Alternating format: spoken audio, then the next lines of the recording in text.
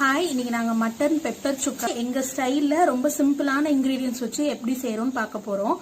அதுக்கு தேவையான பொருள் மட்டன் வந்து நான் இன்னைக்கு 1/2 கிலோ எடுத்திருக்கேன். 1/2 கிலோ மட்டனை நல்லா கழுவிட்டு மஞ்சத்தூள் போட்டு ஒரு 6லேருந்து 7 விசில் வச்சு வேக வச்சு எடுத்துக்கோங்க. அப்புறம் தாளிக்கிறதுக்கு வந்து பிரியாணி இலை, பட்டை, அன்னாசி பூ, கல்பாசி, சோம்பு 1 டீஸ்பூன் எடுத்திருக்கேன். காஞ்ச மிளகா ஒரு 10 காஞ்ச மிளகா உங்க காரத்துக்கு ஏற்ற மாதிரி நீங்க எடுத்துக்கலாம். கருவேப்பிலை, சின்ன வெங்காயம் ஒரு 10லேருந்து 15 சின்ன வெங்காயம் எடுத்து பொடிசா கட் பண்ணிக்கோங்க. இஞ்சி பூண்டு பேஸ்ட், அது ஒரு 2 டீஸ்பூன் இஞ்சி பூண்டு பேஸ்ட் போடணும். 1 டீஸ்பூன் சீரகம், ஒரு 2 டேபிள் ஸ்பூன் வந்து மிளகுத்தூள் தான் அதில் கொஞ்சம் அதிகமாக போடணும் காரத்துக்கு. தேவையான அளவு உப்பு, ஒரு சிட்டிகை மஞ்சத்தூள், எண்ணெய். இன்னைக்கு நான் வந்து நல்லெண்ணெய் எடுத்திருக்கேன். ஓகே, இப்போ சட்டி நல்லா காஞ்சிருச்சு. இப்போ நம்ம எண்ணெய் ஊற்றிக்கலாம்.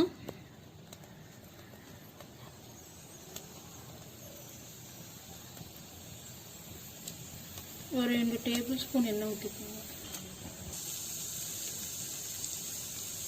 எண்ணெய் நல்லா காஞ்சிருச்சு. இப்போ நம்ம எடுத்து வச்சிருக்க கல்பாசி, சோம்பு, பட்டை, பிரியாணி இலை, அன்னாசி பூ போட்டு நல்லா ஃப்ரை பண்ணிக்கோங்க.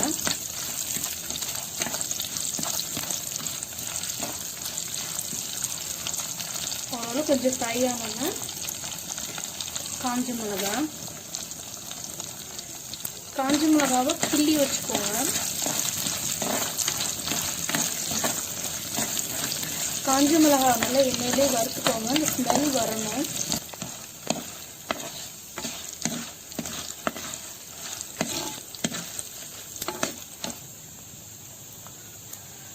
இந்த அளவுக்கு செவந்தா போதும் காஞ்ச மிளகா. இப்போ நம்ம வெங்காயத்தை போட்டுக்கலாம்.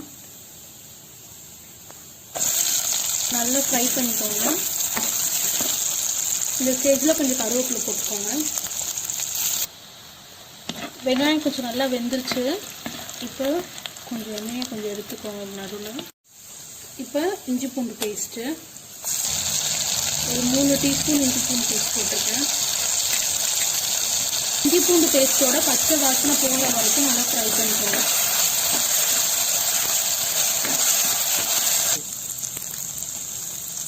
இஞ்சி பூண்டு பேஸ்ட் நல்லா ஃப்ரை ஆயிடுச்சு. ஸ்மெல்லாம் போயிடுச்சு, பச்சை வாசனைலாம்.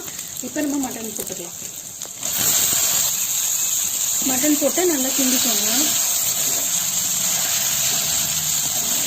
இப்போ மஞ்சத்தூள், சீரகத்தூள், மிளகுத்தூள், தேவையான அளவு உப்பு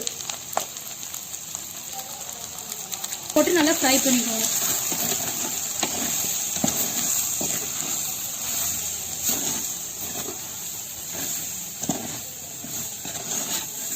மசாலாவோட பச்சை வாசனை எல்லாம் போகணும். போயிட்டு கொஞ்சம் எண்ணெய் நல்லா வெளியே பிரிஞ்சு வரணும். பிரிஞ்சு வந்தோன்னா நம்ம மட்டன் சுக்கா ரெடி ஆயிரும்.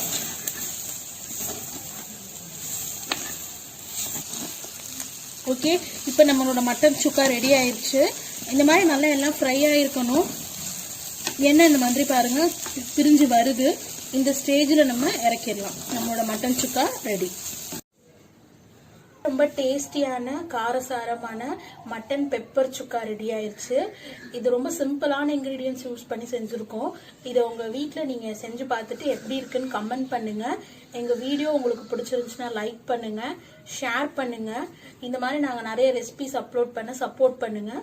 மறக்காமல் எங்கள் சேனலுக்கு சப்ஸ்கிரைப் பண்ணுங்கள். தேங்க்யூ.